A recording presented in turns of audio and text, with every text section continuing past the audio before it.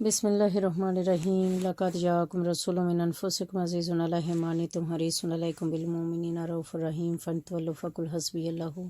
لا الہ الا هو علیہ توکلت رب العرش العظیم آمین ثم آمین۔ سورۃ النساء کی آیت نمبر 24 سے شروع کرتے ہیں ترجمہ۔ یہ مدنی صورت ہے۔ اللہ کے نام سے شروع جو نہایت مہربان اور ہمیشہ رحم فرمانے والا ہے۔ اور شوہر والی عورتیں بھی تم پر حرام ہیں سوائے ان کافروں کی قیدی عورتوں کے جو تمہارے ملک میں آ جائیں۔ ان احکام حرمت کو اللہ نے تم پر فرض کر دیا ہے اور ان کے سوا سب عورتیں تمہارے لیے حلال کر دی گئی ہیں تاکہ تم اپنے اموال کے ذریعے طلب نکاح کرو پاک دامن رہتے ہوئے، نہ کہ شہوت رانی کرتے ہوئے۔ پھر ان میں سے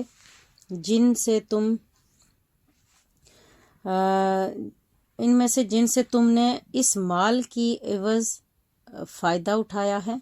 انہیں ان کا مقرر شدہ مہر ادا کر دو، اور تم پر اس مال کے بارے میں کوئی گناہ نہیں جس پر تم مہر مقرر کرنے کے بعد باہم رضامند ہو جاؤ۔ بے شک اللہ خوب جاننے والا اور بڑی حکمت والا ہے۔ اور تم میں سے جو کوئی اتنی استطاعت نہ رکھتا ہو کہ آزاد مسلمان عورتوں سے نکاح کر سکے تو ان مسلمان کنیزوں سے نکاح کر لے جو شرعاً تمہاری ملکیت میں ہیں، اور اللہ تمہارے ایمان کی کیفیت کو خوب جانتا ہے۔ تم سب ایک دوسرے کی جنس میں سے ہی ہو، پس جن کنیزوں سے ان کے مالکوں کی اجازت کے ساتھ نکاح کرو اور انہیں ان کے مہر حسب دستور ادا کرو، یہاں تک کہ وہ عفت قائم رکھتے ہوئے قید نکاح میں آنے والی ہوں، نہ بدکاری کرنے والی ہوں اور نہ درپردہ آشنائی کرنے والی ہوں۔ پس جب وہ نکاح کے حصار میں آ جائیں، پھر اگر بدکاری کے مرتکب ہوں تو ان پر اس سزا کی آدھی سزا لازم ہے جو آزاد کنواری عورتوں کے لیے مقرر ہے۔ یعنی کہ اس زمانے میں کنیزیں ہوتی تھیں،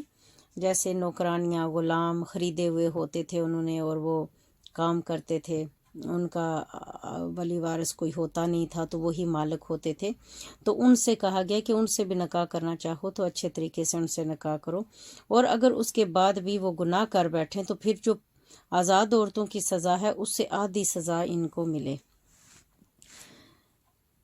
یہ اجازت اس شخص کے لیے ہے جسے تم میں سے گناہ کے ارتکاب کا اندیشہ ہو، اور اگر تم صبر کرو تو یہ تمہارے حق میں بہتر ہے، اور اللہ بخشنے والا مہربان ہے۔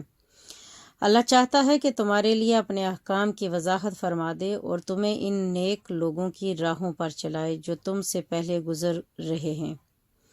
یعنی کہ پہلے گزر چکے ہیں، اور تمہارے اوپر رحمت کے ساتھ رجوع فرمائے، اور اللہ خوب جاننے والا اور بڑی حکمت والا ہے۔ اور اللہ تم پر مہربانی فرمانا چاہتا ہے، اور جو لوگ خواہشات نفسانی کی پیروی کر رہے ہیں وہ چاہتے ہیں کہ تم راہ راست سے بھٹک کر بہت دور جا پڑو۔ اللہ چاہتا ہے کہ تم سے بوجھ ہلکا کر دے، اور انسان کمزور پیدا کیا گیا ہے۔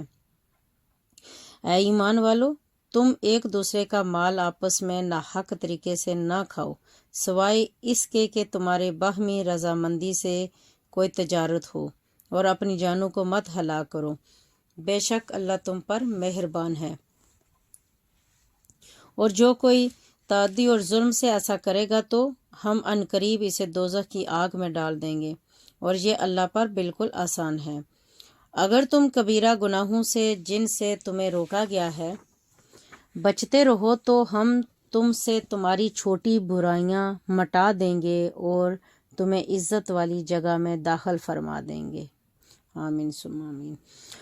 اور تم اس چیز کی تمنا نہ کیا کرو جس میں اللہ نے تم میں سے بعض کو بعض پر فضیلت دی ہے۔ مردوں کے لیے اس میں سے حصہ ہے جو انہوں نے کمایا، اور عورتوں کے لیے اس میں سے حصہ ہے جو انہوں نے کمایا، اور اللہ سے اس کا فضل مانگا کرو، بے شک اللہ ہر چیز کو خوب جاننے والا ہے۔ یعنی یہاں جو آیت نمبر 23 ہے، آیت نمبر 32 ہے، اس کے اندر یہ کہا گیا ہے کہ اور تم اس چیز کی تمنا نہ کیا کرو جس میں اللہ نے تم میں سے بعض کو بعض پر فضیلت دی۔ مثال کے طور پر کسی کو اللہ نے عزت دی ہے، شان مرتبہ دیا ہے، تو آپ ان چیزوں کے اوپر کاش یہ ہو جاتا، کاش وہ ہو جاتا، تو وہ چیزیں نہ کرو۔ اللہ نے بڑی سوچ سمجھ کے کسی کو اقتدار دیا، کسی کو پست حالت میں ڈال دیا، یہ سب اللہ تعالیٰ کے امتحان ہیں، آزمائشیں ہیں۔ اور کبھی کبھار ایسا بھی ہوتا ہے کہ کسی پستی سے نکال کے کسی کو بادشاہ بنا دیتا ہے اور کسی بادشاہ کو گداگر بنا دیتا ہے۔ اس میں اللہ کی حکمتیں ہوتی ہیں، ان چیزوں میں نہیں پڑنا چاہیے اور ان چیزوں کی وجہ سے جیلسی اور حسد نہیں کرنا چاہیے۔ اور ہم نے سب کے لیے ماں باپ اور قریبی رشتہ داروں کے چھوڑے ہوئے مال میں حقدار یعنی کہ وارث مقرر کر دیے ہیں، اور جن سے تمہارا معاہدہ ہو چکا ہے سو انہیں ان کا حصہ دے دو، بے شک اللہ ہر چیز کا مشاہدہ فرمانے والا ہے۔ مرد عورتوں پر محافظ اور منتظم ہیں، اس لیے کہ اللہ نے ان میں سے بعض کو بعض پر فضیلت دی ہے، اور اس وجہ سے بھی کہ مرد ان پر اپنے مال خرچ کرتے ہیں۔ پس نیک بیویاں اطاعت شعار ہوتی ہیں، شوہروں کی عدم موجودگی میں اللہ کی حفاظت کے ساتھ اپنی عزت کی حفاظت کرنے والی ہوتی ہیں، اور تمہیں جن عورتوں کی نافرمانی اور سرکشی کا اندیشہ ہو تو انہیں نصیحت کرو، اور اگر نہ سمجھیں تو انہیں خوابگاہوں میں سے خود سے ان کو علیحدہ کر دو، اور اگر پھر بھی اصلاح پذیر نہ ہوں تو انہیں ہلکا سا مارو، پھر اگر وہ تمہاری فرمانبردار ہو جائیں تو ان پر ظلم کا کوئی راستہ تلاش نہ کرو، بے شک اللہ سب سے بلند سب سے بڑا ہے۔ اور اگر تمہیں ان دونوں کے درمیان مخالفت کا اندیشہ ہو تو تم ایک منصف مرد کے خاندان سے اور ایک عورت کے خاندان سے مقرر کر لو، اگر وہ دونوں صلح کرانے کا ارادہ کریں تو اللہ ان دونوں کے درمیان موافقت پیدا فرما دے گا، بے شک اللہ خوب جاننے والا اور خبردار ہے۔ اور تم اللہ کی عبادت کرو اور اس کے ساتھ کسی کو شریک نہ ٹھہراؤ، اور ماں باپ کے ساتھ بھلائی کرو، اور رشتہ داروں اور یتیموں اور محتاجوں سے اور نزدیکی ہمسائے اور اجنبی پڑوسی اور ہم مجلس اور مسافر سے اور جن کے تم مالک ہو چکے ہو ان سے نیکی کیا کرو، بے شک اللہ اس شخص کو پسند نہیں کرتا جو تکبر کرنے والا اور مغرور فخر کرنے والا اور خود بین ہو۔ جو لوگ خود بھی بخل کرتے ہیں اور لوگوں کو بھی بخل کرنے کا حکم دیتے ہیں اور نعمت کو چھپاتے ہیں جو اللہ نے انہیں اپنے فضل سے عطا کی ہے، اور ہم نے کافروں کے لیے ذلت انگیز عذاب تیار کر رکھا ہے۔ یعنی جہاں بخل سے بچنے کے لیے کہا گیا ہے کہ اللہ نے دیا ہے تو اس کا اظہار کرو اور خرچ کرو، اپنے اوپر بھی اور دوسروں کے اوپر بھی، اور چھپاتے پھرو نہیں، میری نعمتیں جو میں نے دی ہیں ان کا اظہار کرو۔ اور جو لوگ اپنے مال لوگوں کے دکھاوے کے لیے خرچ کرتے ہیں اور نہ اللہ پر ایمان رکھتے ہیں اور نہ یوم آخرت پر، اور شیطان جس کا بھی ساتھی ہو گیا تو وہ برا ساتھی ہے، اور ان کا کیا نقصان تھا اگر وہ اللہ پر اور یوم آخرت پر ایمان لے آتے، اور جو کچھ اللہ نے انہیں دیا تھا اس میں سے اس کی راہ میں خرچ کرتے، اور اللہ ان کے حال سے خوب واقف ہے، بے شک اللہ ذرہ برابر بھی ظلم نہیں کرتا، اور اگر کوئی نیکی ہو تو اسے دگنا کر دیتا ہے اور اپنے پاس سے بڑا اجر عطا فرماتا ہے۔ پھر اس دن ان کا کیا حال ہوگا جب ہم ہر امت سے ایک گواہ لائیں گے، اور اے حبیب ہم آپ کو ان سب پر گواہ لائیں گے۔ اس دن وہ لوگ جنہوں نے کفر کیا اور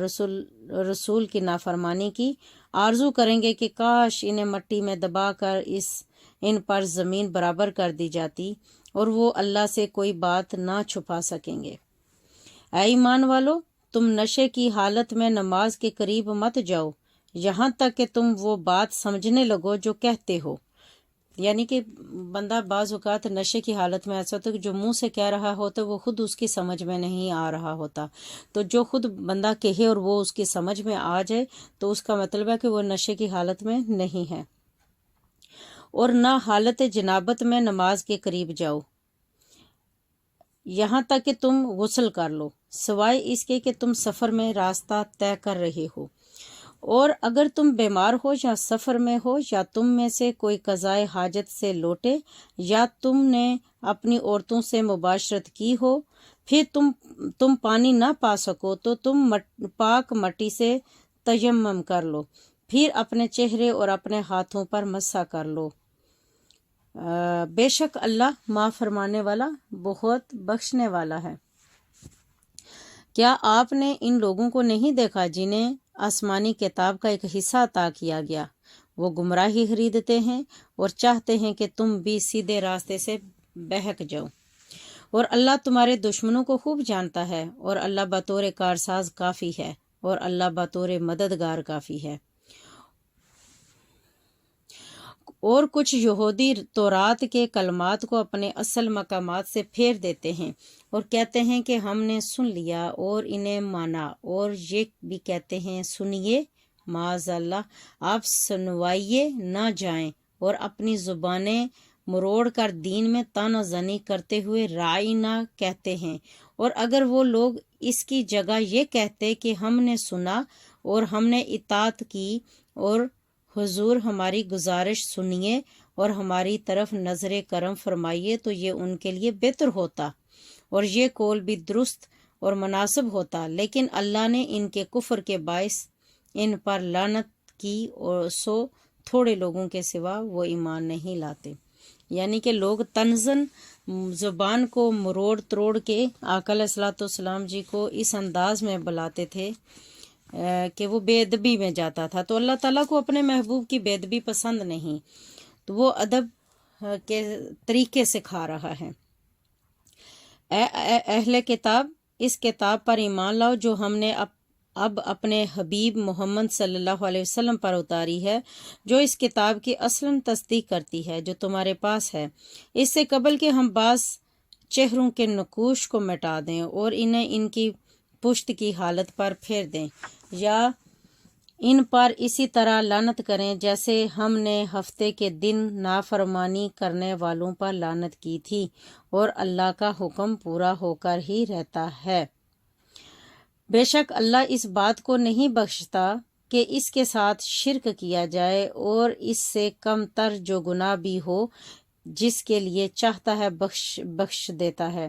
اور جس نے اللہ کے ساتھ شرک کیا، اس نے واقعتاً زبردست گناہ کا بہتان باندھا۔